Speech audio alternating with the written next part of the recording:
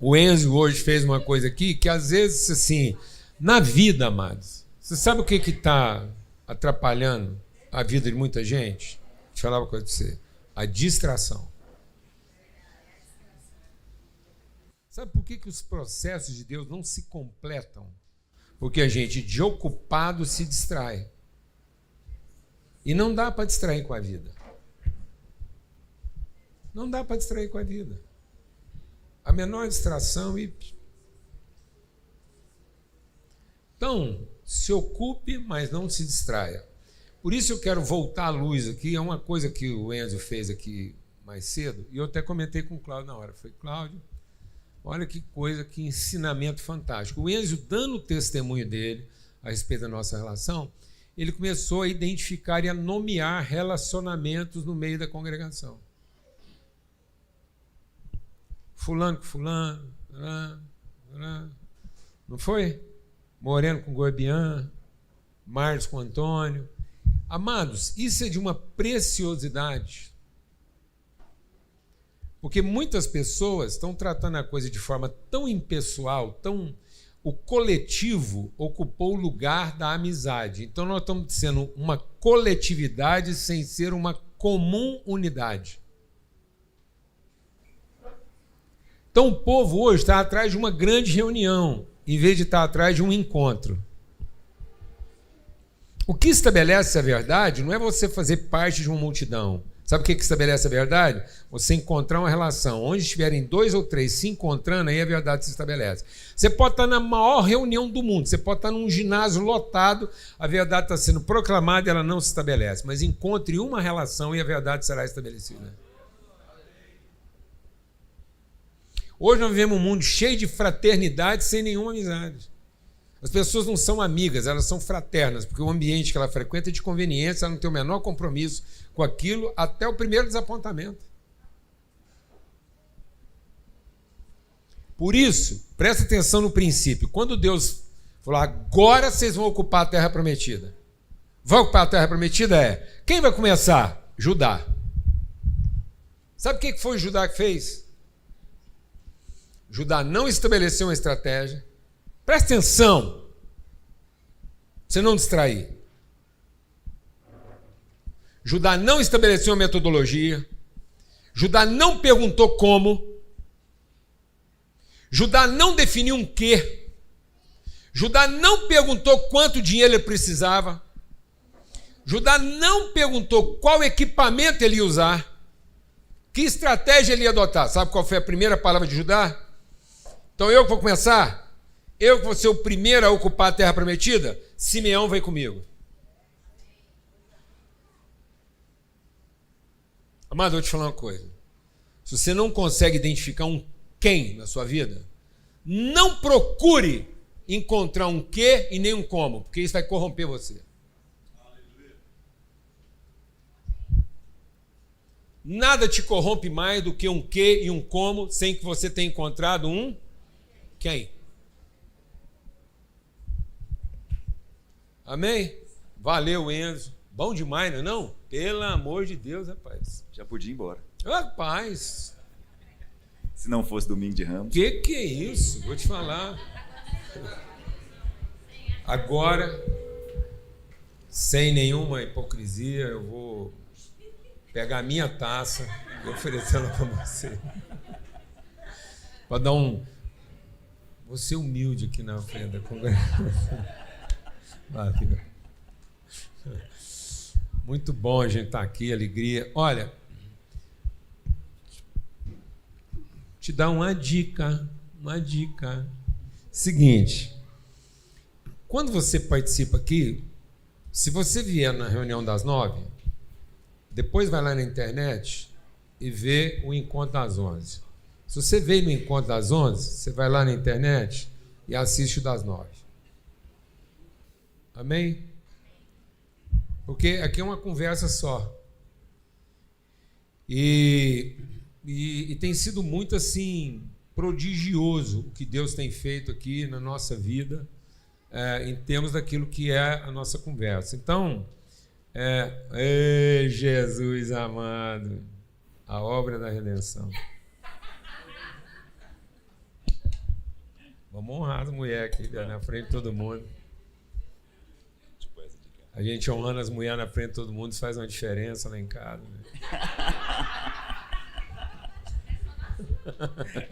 Né? Tô falando lá em casa, entendeu? Na casa de todos nós. Nada por interesse, mas que ajuda, ajuda. Então, seguinte, uma das coisas que a gente... Eu falei muito na primeira reunião, por isso eu queria te ouvir mais agora do que eu falei antes. Na nossa distração, a gente está tão focado em resultado, em alcançar o resultado. Quando você está pensando em resultado, a primeira coisa que você pensa é no recurso e não no processo. Todo recurso que você precisa está lá esperando por você. Tudo. Tudo que Deus te chamou para fazer, o recurso está à sua espera. Deus só colocou o homem no mundo depois que todo o recurso que o homem tinha necessidade estava lá esperando por ele. A comida que ele precisava, o ambiente, a natureza, tudo. Tudo para o homem cumprir o propósito dele estava à espera dele. A única coisa que competia ao homem fazer era dar orientação ao que estava esperando por ele.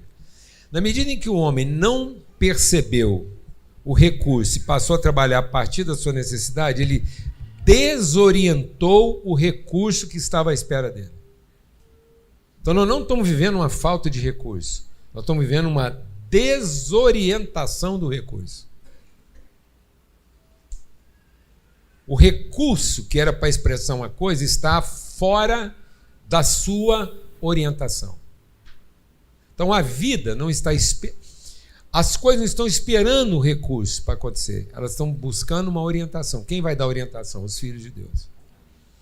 Por isso a gente se distraiu. A gente se distraiu buscando o recurso, a estratégia, a metodologia, em vez de ter a sensibilidade de perceber que para cada situação, para cada localidade, para cada pessoa, uma orientação.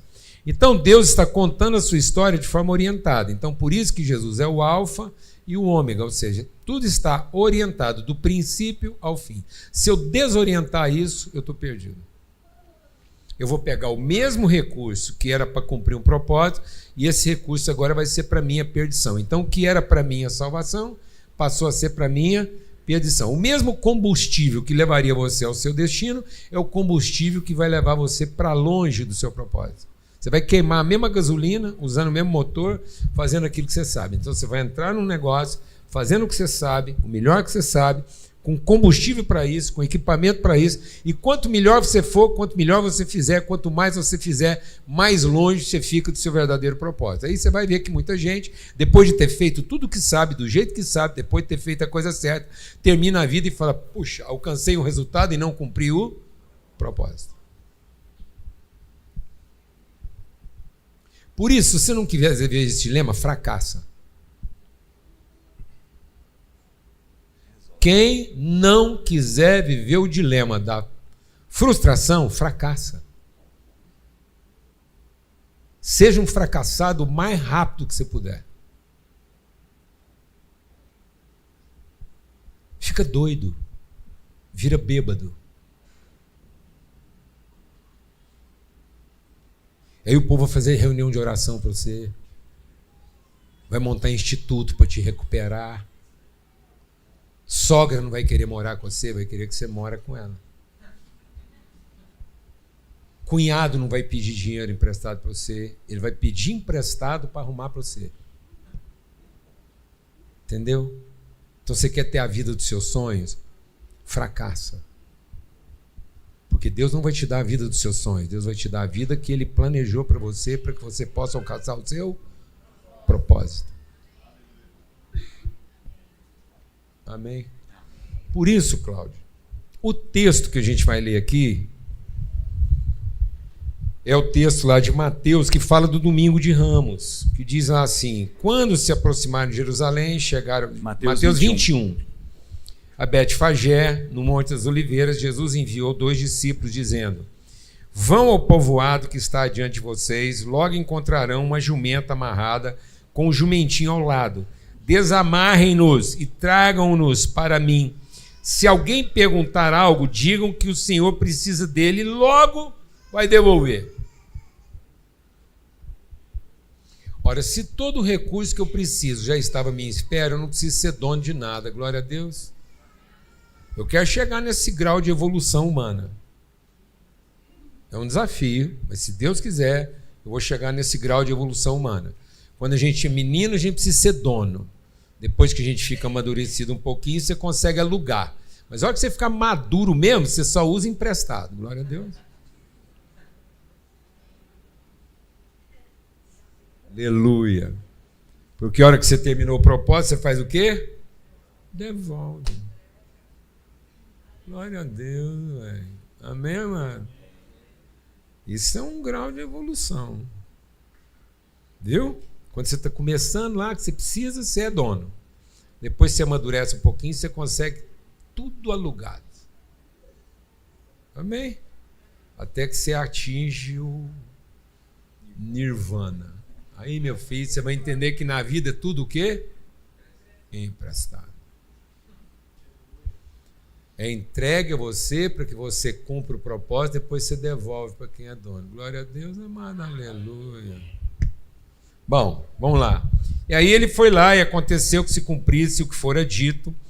Eis que um rei vem a você humilde. O rei vem humilde e montado em um jumento, num jumentinho, cria de jumenta. Os discípulos foram, fizeram o que Jesus tinha ordenado, trouxeram a jumenta e o jumentinho, colocaram sobre eles seus mantos. Sobre eles Jesus montou. Uma grande multidão estendeu os mantos sobre o caminho. Outros cortavam ramos de árvores, espalhavam pelo caminho. Enquanto isso, algumas taças eram quebradas. A multidão que ia adiante dele e os que seguiam gritavam: Hosana ao que vem em nome, o filho de Davi. Bendito é o que vem em nome do Senhor, hosana nas alturas. Amém? Glória a Deus.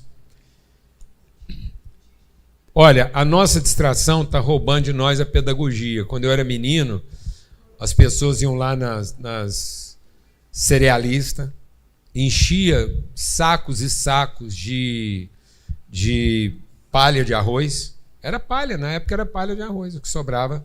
Levava para casa para tingir, pegava serragem das serrarias, e aí a gente juntava serragem, juntava palha de arroz, coloria aquilo e fazia mosaicos maravilhosos na rua. Quantas vezes a rua de casa foi toda decorada de um lado do outro, com mosaicos inteiros assim, feito pelas pessoas, crianças, adultos, com desenhos bíblicos, castiçais, tudo. E depois aquilo a chuva lavava. Então era um momento de arte popular, falando sobre a história, traduzindo a história nas ruas da cidade, um momento lindo, sem nenhum apego, com total disposição artística e uma coisa tão linda em que todo mundo participava, várias expressões, para contar uma história. E eu creio que hoje a nossa insensibilidade está fazendo a gente perder o sentido da história. Há uma história a ser contada e a gente está tão interessado em ter Jesus como Salvador que não entende a caminhada que Ele quer que a gente percorra para entender o caminho da salvação. Porque a gente quer o objeto salvo, mas não quer a trajetória de salvação. E é sobre isso que a gente queria começar esse domingo, que antecede o domingo da Páscoa, essa história, né? O que isso significava, o que está se cumprindo aqui. A gente já falou bastante sobre isso na primeira reunião e vamos continuar falando, só que... A Lana, na primeira reunião, comentou que na geração dela os girassóis tinham um símbolo, né? Agora, para essa nova geração, a idade da Rebeca, o girassol tem um outro símbolo. O Domingo de Ramos tem um símbolo. E legal você contar essa história que eu não conhecia, não vivia essa realidade de ver essas imagens sendo formadas no asfalto e tal. Essa semana eu conversava com um grupo de pessoas a respeito do Apocalipse e comentava a questão dos símbolos em Apocalipse. Por que os símbolos? Porque o símbolo tem o poder de dizer mais do que a palavra em si. Então, uma imagem tem o potencial de dizer algo mais do que a imagem em si. Isso é um símbolo, né? O símbolo tem... O Picasso tem uma frase, eu gosto muito de uma frase do Pablo Picasso, pintor do espanhol, ele diz assim: a arte é uma mentira que revela uma verdade. Acho muito legal isso. Na verdade, não é uma mentira, é um símbolo. Uma realidade. Que é um símbolo, né? Uma imagem. Exato. Que revela uma verdade. Gênesis diz isso. Deus, quando quis expressar o que ele tinha para dizer, ele diz: façamos uma imagem, que seja a expressão de quem nós somos. Então... E aí, nesse sentido, tenta imaginar essa cena que o Paulo Júnior leu aqui. Tenta imaginar. Nós estamos no universo judeu do primeiro século, Jerusalém lotada, a ponto de não caber as pessoas ali dentro. Todo judeu minimamente piedoso deixava Alexandria, deixava Elefantina, deixava as cidades tanto da Mesopotâmia quanto do Egito e iam em direção em toda a Judéia, o pessoal da Galileia, ia todo mundo para Jerusalém celebrar a Páscoa. Tinha uma semana anterior, a Semana dos Pães Ázimos, nós conversamos aqui na semana passada. E aí, eu preciso fazer um comentário muito, muito importante, que para nós é difícil entender. O que era aquele momento, aquela semana especificamente para os judeus. Muita coisa vinha acontecendo nos últimos 3 anos. As pessoas olhavam para Jesus e falavam assim: caramba, ele curou um leproso. Aquilo não era uma cura só, aquilo dizia mais. Quando os evangelistas falam a respeito dos milagres de Jesus, eles dizem assim: os milagres que eu relatei aqui, os milagres que estão escritos aqui, são para que, ao ler, ao conhecer, ao saber, vocês saibam que ele é o Cristo. Havia uma expectativa de uma enormidade difícil da gente captar. Por quê? Lá atrás, a história desse povo é longa, lá atrás, Davi ouviu a seguinte profecia a respeito dele: a sua dinastia não terá fim. Davi ouviu isso, e o judeu absorveu isso. De tal forma que a dinastia de Davi caminha de maneira ininterrupta. O reino do norte teve uma série de outros reis e outras dinastias foram tomando conta do espaço. Em Judá, não. O reino do sul, uma única dinastia, a dinastia de Davi. No entanto, num determinado momento, ela teve uma interrupção. Quando o povo foi para o exílio, não havia mais rei, não havia mais dinastia de Davi. E aí o povo teve que se rever. Teve que olhar para dentro e falar: ué, o que será que está acontecendo aqui? A dinastia de Davi foi interrompida. E aí o profeta Zacarias, que é esse que o Paulo Júnior leu aqui para a gente, que é um dos últimos profetas do Antigo Testamento, volta a falar da dinastia de Davi, volta a falar do Cristo, do Messias, do ungido, do rei, mas começa a mexer com a cabeça das pessoas de tal forma que, olha, o Messias, a linhagem de Davi, o descendente de Davi, virá, mas não é do jeito que vocês imaginam. Ele vem e vai estabelecer o seu reino, mas não é o reino que vocês criaram. Ele vem com poder e glória, mas não segundo as expectativas que vocês estão construindo, a tal ponto que os reis, os imperadores romanos dessa época, entravam com cavalos. Ele não, como havia sido dito, ele entra assentado numa jumentinha. Quando o povo olha para aquilo e faz a associação com a profecia que eles conheciam muito bem, com a profecia de Zacarias, vem aquele momento, aquela festa. Provavelmente muitas taças se quebraram, né, nessa festa. Muita coisa aconteceu. Mas olha, tenta imaginar essa cena. Um caminho é feito para que Jesus entre sentado num jumento, e as pessoas iam colocando as suas roupas, fazendo aquele caminho, fazendo aquele trecho, aquele tapete de entrada. E todos olhando para aquilo dali pensando: é ele. É ele. Quando Jesus cura um leproso, é importante que a gente saiba disso. Nunca havia sido, não há histórico no povo de Israel, depois da lei, de uma cura de lepra. Há um histórico de cura de lepra antes da lei, com a irmã de Moisés, Miriam, e há um histórico de cura de lepra fora do povo de Israel, com Naamã. E por que eu estou tocando nesse ponto? É que havia uma cerimônia muito importante para a cura de lepra. Está lá em Levítico. E aí o pessoal olhava e falava: bom, tem uma cerimônia para a cura de lepra aqui, mas nunca teve alguém vivendo a situação. A cerimônia não funciona. É uma cerimônia que não foi realizada. Aí de repente Jesus cura um leproso e diz para ele assim: agora vai lá no sacerdote, para que isso sirva de testemunho, para que isso sirva de imagem, para que isso sirva de pedagogia para vocês. Qual? A de quem é que está fazendo isso. É importante isso aqui, fazer uma pausa aqui para você entender que Jesus, ele presta atenção. Às vezes você está achando que Jesus vem para resolver qualquer tipo de problema. Todos os milagres de Jesus, eles têm uma intencionalidade. Todos os milagres de Jesus estão associados à separação entre pessoas. É o cego, é o mudo, é o surdo, é o paralítico e é o leproso. Jesus não vem ajudar a pagar a dívida de empresa que foi mal direcionada. Jesus não veio resolver problema de casamento mal feito. Você não vê isso lá na Bíblia.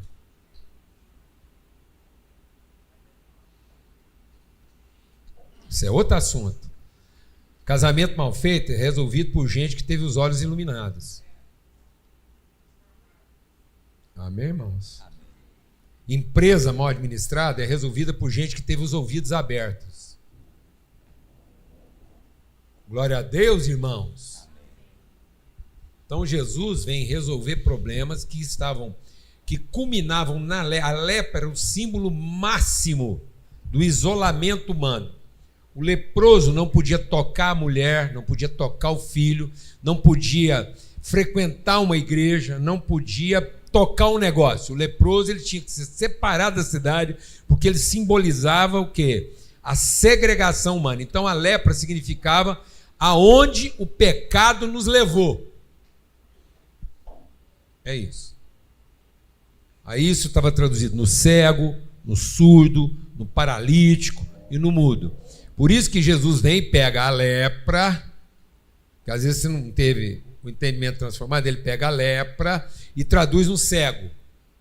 Então Jesus não está ungido para curar o leproso, ele cura o leproso para curar o cego.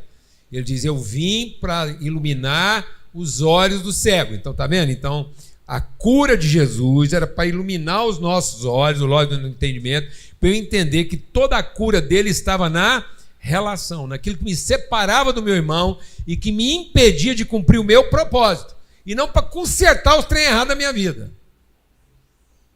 Amém, irmãos?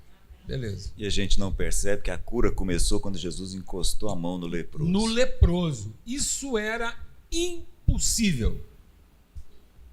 Todo mundo olhando, falando assim, mas como? Agora ele também é um impuro. Exatamente. Mas voltando,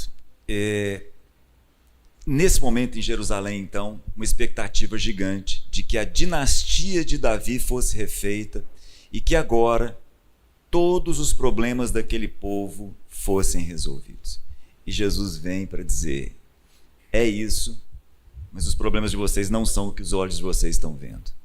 Eu venho, de fato, para ser o salvador de vocês, mas o que vocês entendem ser a salvação não é a salvação que vocês imaginam. Eu venho para revelar algo muito maior.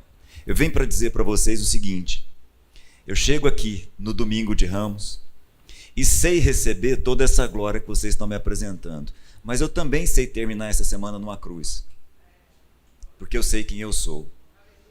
E sabendo quem eu sou, eu quero derramar sobre vocês o mesmo Espírito que permite a vocês passar por essa semana como eu, recebendo glória, mas também morrendo numa cruz, com a convicção clara de que vai ser ressuscitado.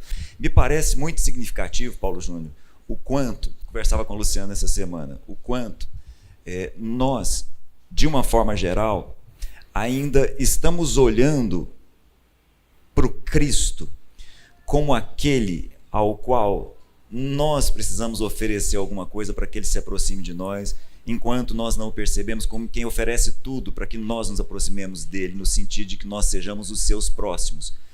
Deixa eu colocar isso de uma forma mais clara. Essa semana a gente conversava, né, e uma pessoa surgiu com uma dificuldade na compreensão do que é isso, do que é a cruz, do que é essa semana, do que é essa morte, o que isso representa. E aí, a maior parte das pessoas ainda acha que um dia Deus virou para nós e falou assim, sai de casa. Presta atenção nisso. Muita gente acha que Deus um dia virou para nós e falou assim, sai daqui, você cometeu um erro tão grave que você tem que sair de casa.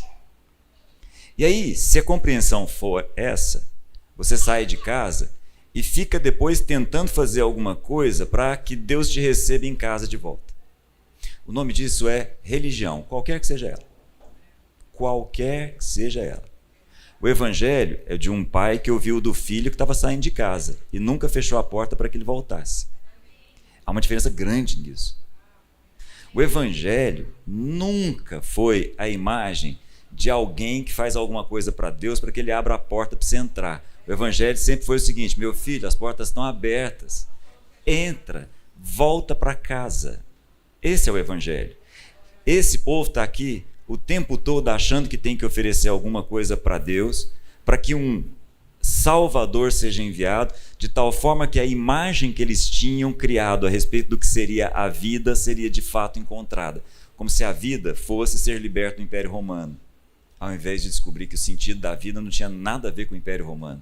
Tinha a ver com outro nível de liberdade, um tanto quanto mais profundo. E é exatamente essa a liberdade para a qual nós fomos chamados. A liberdade de atravessar qualquer circunstância, afinal de contas, nós temos o Espírito que nos permite independer das circunstâncias. Embora a gente sofra a circunstância, embora a gente viva a aflição da circunstância. Não é uma analgesia. Não é uma analgesia. Amado, quando eu falei aqui, tá ligado? Se você não quer ser um cristão, seja um bêbado. Porque é isso que as pessoas estão fazendo e não estão percebendo. As pessoas estão se drogando de religião. Sabe qual é a maior droga consumida hoje de maneira lícita? A religião.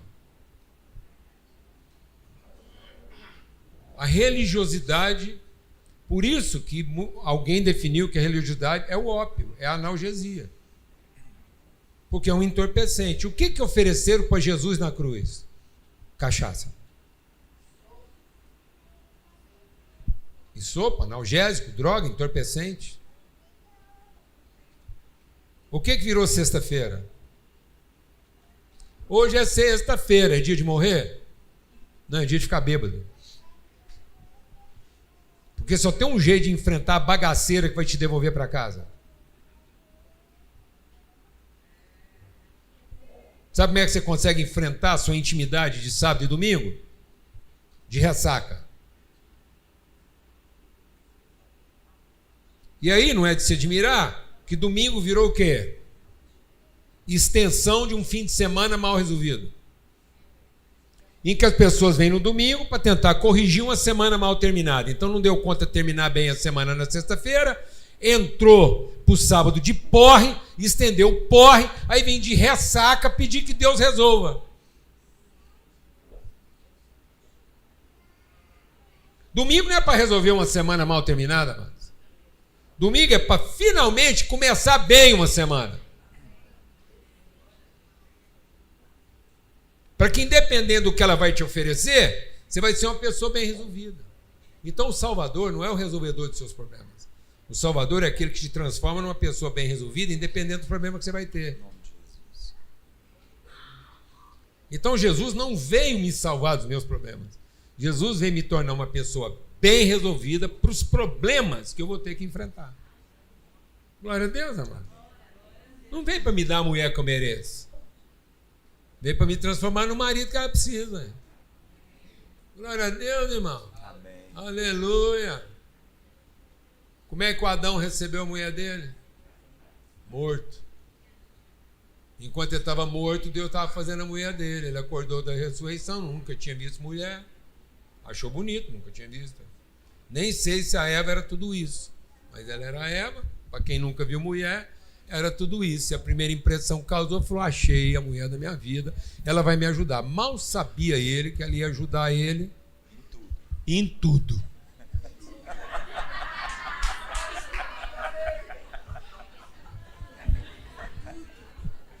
Ele ia saber daqui para frente que era a pessoa que ele ia amar tanto a ponto de entender que por ela valia morrer e não que por ela valia viver. Vale viver por aquilo que te interessa. Vale morrer por aquilo que você ama.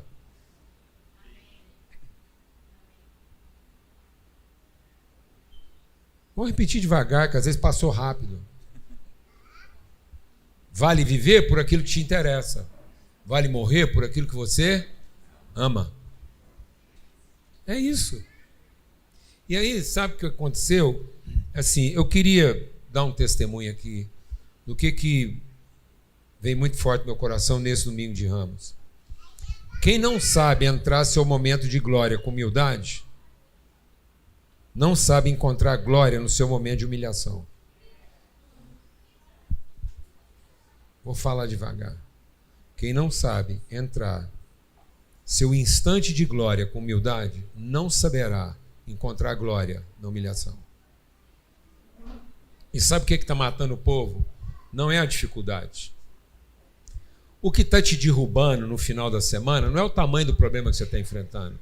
É a presunção do acerto com que você começou a semana. Sabe o que está destruindo casamento, empresa, relacionamento, amizade? O que está destruindo todas as relações? É achar que é o nosso acerto que está garantindo isso.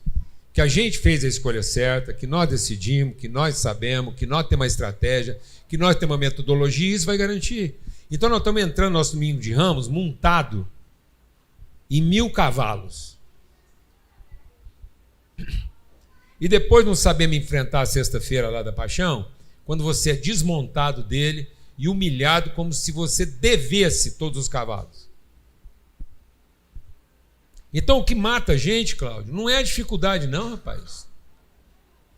É a presunção do mérito, é a expectativa do acerto, do benefício. É porque nós começamos a semana montado num cavalão, em vez de ter entrado nele assim raso, num jumentinho, com a certeza de que nós somos o quê?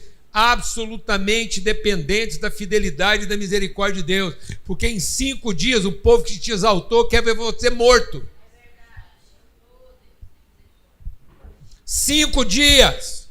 5 dias. O homem que foi exaltado é inimigo público. E sabe por que o homem exaltado como rei se tornou inimigo público em 5 dias? Porque vai ler lá na Bíblia, pega Mateus, Marcos, Lucas, pega todos os evangelhos. A partir desse domingo aqui, dessa entrada triunfal, Jesus não operou mais nenhum milagre. Jesus não fez mais nada para atender a expectativa de quem quer que seja. Sabe o que ele fez depois dessa entrada gloriosa? Ele foi condenar a hipocrisia de quem frequentava a igreja. Ele foi dizer, vocês estão achando que eu vim aqui manter o culto de vocês e corresponder às suas ofertas, dízimo e oração? Eu vim aqui derrubar essa bagaceira. Porque vocês transformaram tudo isso em comércio. Tá bom? Depois disso aqui, ele foi lá falar assim, eu vou derrubar aquilo que vocês levantaram conforme a minha orientação. Eu dei uma orientação para vocês e vocês transformaram isso em outra coisa. A orientação que eu dei para vocês era para juntar pessoas, amar pessoas, chamar um inimigo de irmão. E vocês, a partir dos templos, cultos, dízimos e ofertas, estão chamando irmão de inimigo.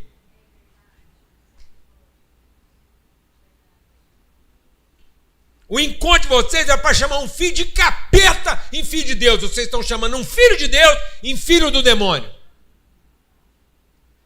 Ah, vocês estão achando que eu vou libertar vocês de Roma? Não, vou ensinar vocês a pagar imposto para quem rouba vocês.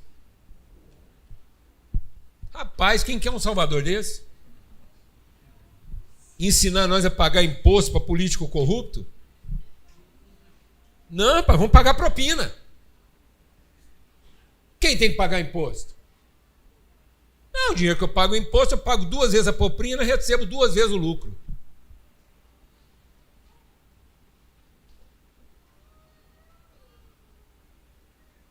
Jesus estava ensinando a pagar imposto. Foi isso que ele ensinou depois do domingo de Ramos. Sabe o que ele ensinou depois do domingo de Ramos?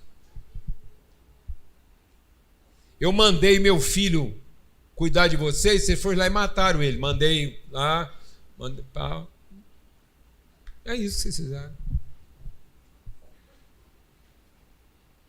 Vai contar a parábola dos talentos. Rapaz, Jesus vai fazer uma desconstrução. Depois desse domingo, todo mundo esperando que Jesus ia trazer a cura. E ele só traz o sacrifício. Ele vai falar da parábola do banquete. Muita gente está lá regalando. Ele fala assim, escuta, que roupa é essa que você está vestindo? Quem te chamou? Sabe o que Jesus vai ensinar aqui depois do domingo de Ramos? Vai ensinar que aquele que fez tudo certo esperando ser reconhecido está condenado. E aquele que fez tudo errado e momentaneamente se arrependeu, conheceu o Pai mais do que aquele que fez tudo certo.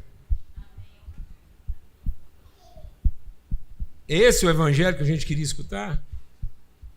É isso que nós estamos chamando de caminho de salvação? Tem que matar esse cara. Então, em 5 dias. Para de corresponder à expectativa das pessoas. Para de se corromper com as suas próprias expectativas e com as expectativas dos outros e começa a entregar para elas a verdade. Começa a buscar a verdade. A verdade do seu casamento, a verdade da sua... Busca a verdade da sua empresa. Quem aqui tem coragem para buscar a verdade da sua empresa? A verdade dos seus negócios. Não para a sua empresa pagar a conta das suas expectativas, mas para a sua empresa representar a verdade do seu propósito.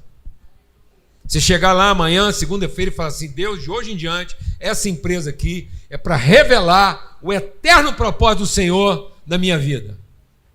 E não para pagar a conta das minhas expectativas.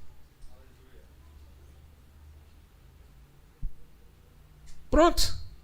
Simples assim, ué. E veja se o grande risco é de a cruz não está esperando você na sexta-feira. Amém, amados? O jovem rico procurou Jesus e falou assim, como é que eu posso entrar no reino de Deus? Jesus falou assim, cumpre Moisés. E aí ele falou, já estou cumprindo. Já estou cumprindo. Então, isso quer dizer que o jovem rico era o quê? Não, dizimista.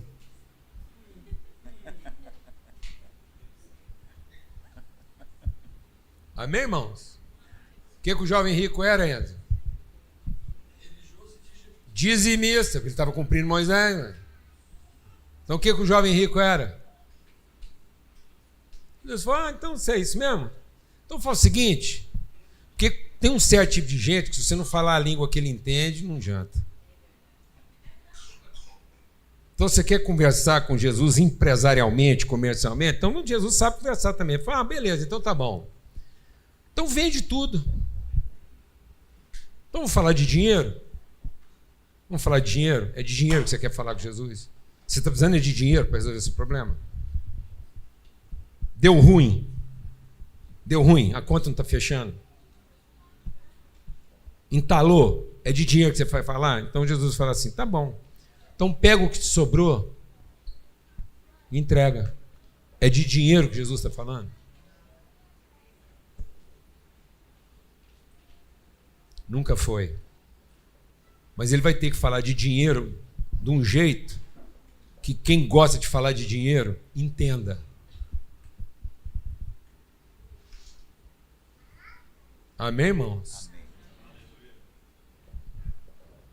É isso. Rapaz. Então, Cláudio, pelas misericórdias de Deus, o que nós estamos fazendo com os nossos filhos? Você está ensinando o seu filho a ter dinheiro para entrar na cidade com 1000 cavalos. E está fazendo seu filho acreditar que se um dia ele tiver dinheiro para comprar um transporte de 1000 cavalos, ele vai entrar na cidade como um conquistador. Sabe em quanto tempo isso cai? 5 dias. Se você não tiver formado um homem que sabe ser humilhado, ele não vai saber o que é ser glorificado.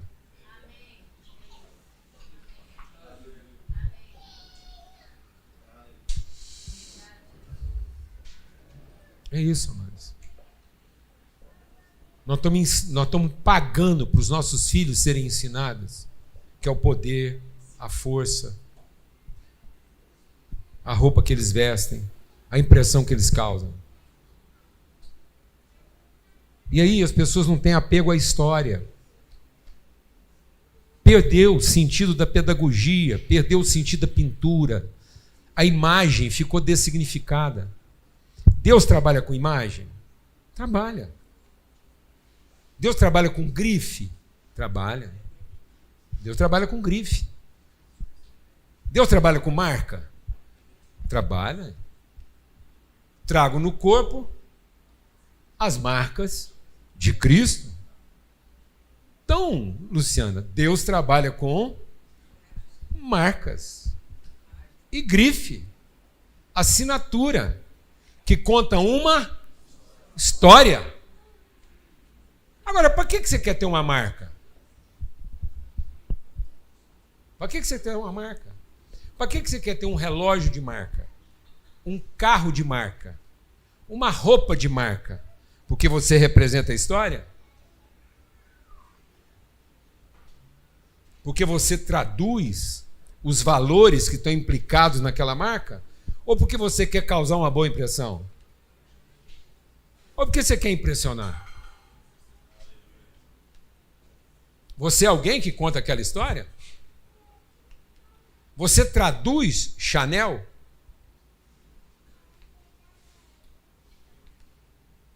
Você é alguém que representa a história de Louis Vuitton? De Armani? Ou você quer simplesmente impressionar, dizendo para todo mundo que você tem dinheiro para comprar essa marca?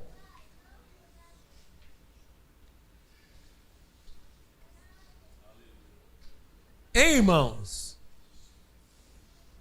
Nós estávamos aqui com uma menina aqui da Galeria Cerrado, a Cissa. Tem gente que vai lá na galeria e quer comprar um quadro para levar para casa. Aí ela apresenta um quadro que diz respeito à história da pessoa, mas ele não quer, não. Ele quer comprar um quadro que todo mundo vai chegar na casa dele e vai ficar impressionado e falar, rapaz, sabe qual é a primeira pergunta que a pessoa vai fazer para ele? Não, fala para mim, qual que você acha que é a primeira pergunta, Luca? Que vai estar... Ele, rapaz, é capaz que ele manda fazer uma etiqueta para todo mundo ter certeza. E sabe o que ele não sabe? Traduzir a história. Porque quando você quer contar uma história, você consegue contar ela montado num jumentinho. Amém, irmãos? Glória a Deus. Aí eu tenho que contar essa história. Eu cresci numa relojoaria. Meu pai, meus tios, tudo era vendedor de relógio. Mas eles eram vendedores de relógio que contavam uma história. Vou te falar uma coisa sobre meu pai. Um dia, um cliente do meu pai chegou lá com um relógio Omega. Meu pai era o único cara da cidade que abria um relógio Omega porque tinha coragem de consertar ele. Amém? Aí chegou um relógio Omega para meu pai, de ouro. Amém? Porque o Omega não fazia e nem faz relógio dourado. É bom você saber. Amém? E aí ele chegou lá com aquele relógio, meu pai abriu, virou o fundo do relógio. O relojoeiro que o cara tinha levado para arrumar não deu conta de abrir, porque ele não tinha ferramenta própria de abrir um relógio Omega. Porque abria só com a ferramenta lá própria. Sabe o que ele fez? Ele fez um furinho. Ele pegou uma furadeira e furou o fundo do Omega para tentar abrir. Eu vi meu pai pegar aquele, eu estava lá, eu vi meu pai pegar aquele relógio e correr uma lágrima no olho dele. Porque aquilo para ele era um sacrilégio, era uma maculação. Não uma maculação do relógio, era uma maculação da sua história. Era um estupro cultural. Estou falando a verdade. Você não sabe o que é isso, mas um relógio mecânico, uma das peças principais do relógio mecânico é o cabelo. O cabelo do relógio é uma molinha fina, mais fina do que um cabelo de cabeça. Ela é enroladinha assim, e ela que dá o pulso. É a mola que faz o pulso do relógio. Então aquela molinha fica esticando, encolhendo, ela que dá o pulso do relógio. Aquilo não tinha aquilo para trocar, não, Matos. Então quando chegava lá, um relógio azarado que passou na mão de um... Entendeu? E aquilo vinha tudo assim, ó, igual um bombril. Eu vi meu pai ficar 2 semanas em cima de um cabelo de um relógio que não tinha peça de reposição, que ia levar meses para chegar, e ele recuperar aquilo, ele recuperar aquela mola, aquele cabelo, até ela funcionar de maneira precisa para devolver aquele relógio à sua originalidade. Ele não estava consertando. Presta atenção. Não peça para Deus consertar você. Vai em qualquer religião. Procura qualquer líder, guru, influenciador. Procura qualquer ser humano e ele vai consertar você. Mas só quem te fez vai devolver você a sua originalidade. É isso. E você, na sua forma original, você entra numa cidade montado numa jumenta. Termina a semana pregado numa cruz e revela a glória de Deus. Seu certo não te corrompe. E o seu pior errado não te compromete. Glória a Deus, amados. Simples assim. Eu tenho um relógio em casa. E já vou avisando.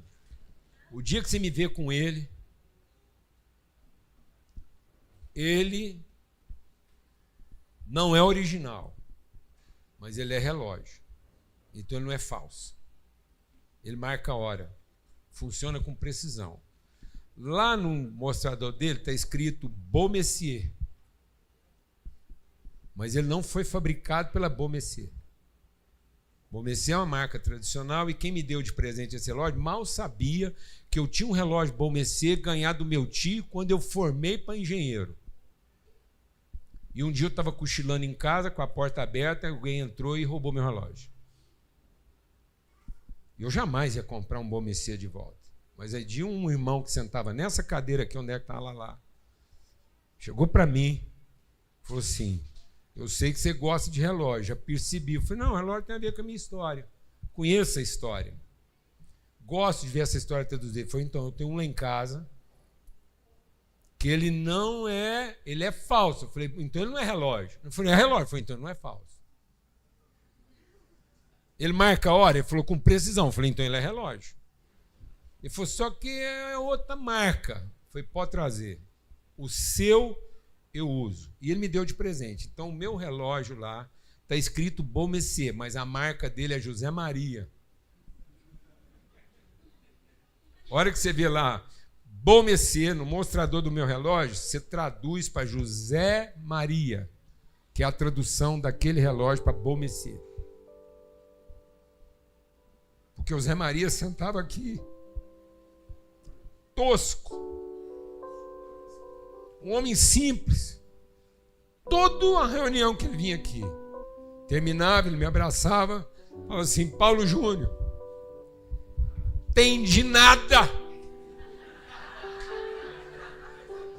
Quero te falar, Paulo Júnior, que eu não entendi nada, mas fez todo o sentido. Cada vez que eu sento aqui, eu entendo menos. E cada vez mais faz sentido.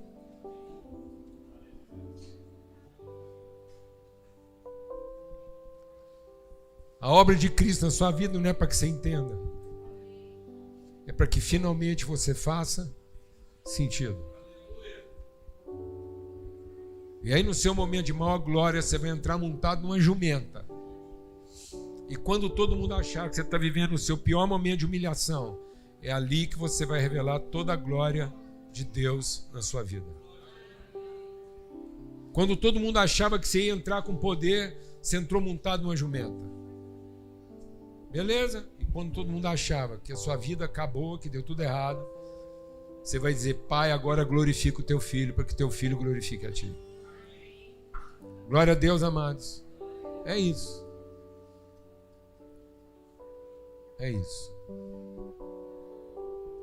O dia que você me vê com esse relógio, não tem jeito de não ver, porque ele é grandão, ele é do mostrador branco, escandaloso, pulseira preta.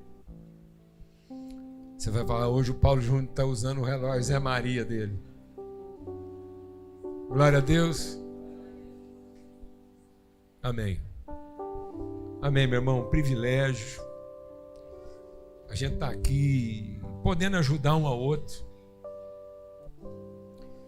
a essas desconstruções, né? Porque o mesmo povo que acha que você é o cara no domingo, acha que você é o cara na sexta-feira.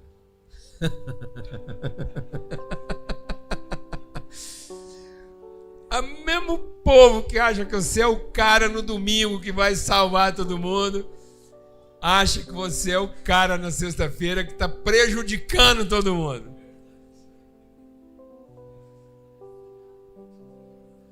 O mesmo povo fala assim: agora ele vai libertar nós. Na sexta-feira está dizendo: agora nós precisamos ficar livre dele. Amém, amados? É por aí, viu, meu irmão? Então, não se iluda. Seu momento de maior glória, monta numa jumentinha, para que no momento, quando todo mundo vai achar que agora você está vencido, porque é humilhação demais, você vai revelar a glória. Aleluia. Glória a Deus. Vamos cantar uma música? Hoje nós temos que terminar hoje aqui de manhã cantando. Os avisos. Beleza, então é o seguinte: enquanto o Enzo se prepara, presta atenção.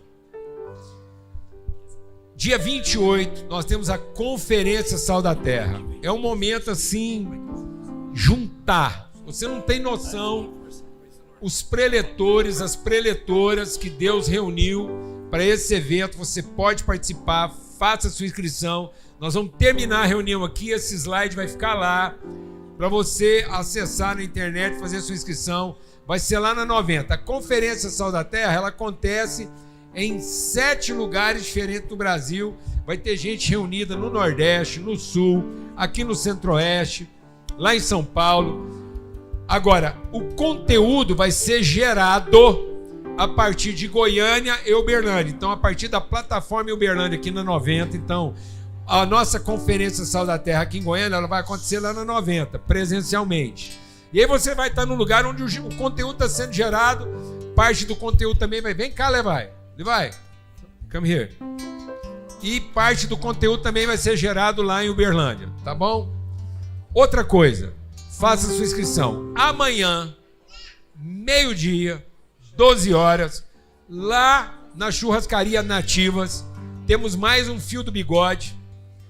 Muita gente compartilhando. Então, do meio-dia às 2. Se você chegar lá faltando 5 minutos para as 2, vá. Porque você vai receber do óleo. A unção lá é forte. O trem é bom. E aí a churrascaria faz um preço mais em conta. E mesmo que você não der conta de pagar o preço mais em conta, sempre tem um irmão lá movido de misericórdia que vai pagar a sua conta. Então, vai nessa fé. Falta de dinheiro não vai ser problema, tá bom? Fio do Bigode amanhã, conferência. Coloca aí para nós aí, pro pessoal fotografar lá, nosso endereço de Pix, nosso QR Code. Então, se você quer fazer parte, se você entendeu que é mais do que pagar uma taxa, mas é assumir a responsabilidade, beleza, tá aí a forma de a gente participar. O Levi tá aqui, welcome home. O Levi vem lá do Reino Unido, da cidade de Hereford, é um irmão querido, um homem de Deus, um jovem, tá solteiro. Tô brincando. Não tá solteiro. You are not single. Unfortunately. No, sorry. Fortunately. E é um homem de Deus querido, um coração gigante. E o Levi é um artista. I'm saying that you are artist. No. All the good artists used to say that they are not so good. If they are to say that they are good, because they are not so good. But if they say that they are not so good, because they are good. Eu estou dizendo que todo artista que é ruim fala que é bom. Todo artista que é bom fala que é mais ou menos. Então, ele já falou mais ou menos, então ele é bom. E aí, ele vai ficar conosco aqui até junho. Está aqui conosco, hospedado aqui, vai estar transitando. Você pode chamar ele para tomar um café em casa. Não fala para ele que é para praticar o seu inglês. Deixa ele pensar que é só para você ter lá com casa. Já está valendo. Mas ele é muito querido. E a gente está querendo fazer um investimento na veia artística do Levi. Já conversei com a Cissa. I talked to the woman from the gallery for you to go there. E aí nós vamos ter lá na Galeria Cerrado um tempinho com o Levi lá, para ele poder gastar um tempo, falar da arte dele. Quem sabe até alguém quiser aprender um pouco de desenho. Mas eu também queria fazer uma propaganda aqui. Quem sabe alguém... Levi, you draw faces and... Quem sabe você não gostaria de combinar com o Levi? Você fala comigo sobre o preço, não com ele. E aí você não gostaria de encomendar uma pintura sua, um desenho seu, de um artista famoso inglês que está aqui entre nós até junho. I'm saying that if someone wants to have your art, I'm selling that, okay? You do, I price, ok? Então nós temos um business aqui agora. Quem quiser um desenho do Levi com a sua cara, você, sua amada, fazer um presente, pode falar. Estamos acertando lá na galeria. Eu estou falando isso em tom humorado, mas é porque é um artista, está entre nós e seria uma forma da gente compartilhar virtude. Amém? Graças a Deus. Enzo. Sim, eu amo a mensagem. Volta o slide aí, valeu. É morrer, eu a vou proclamar. Aleluia. Pode esperar um pouquinho. Levarei. Se você quiser ficar em pé, pode ficar. Beleza. Domingo que vem tem as duas reuniões normal, Paulo. Normal. Domingo de Páscoa, as duas reuniões. A trocar. Mais uma vez. Sim, eu amo a mensagem da cruz. Aleluia. Quero ouvir. É morrer, eu a vou proclamar. Levarei eu também minha cruz. É por uma coroa trocar. Excelente semana. Procura aí o seu amigo de honra aí. Pega o telefone. Vamos falar aí durante a semana. Amém? Deus abençoe a todos.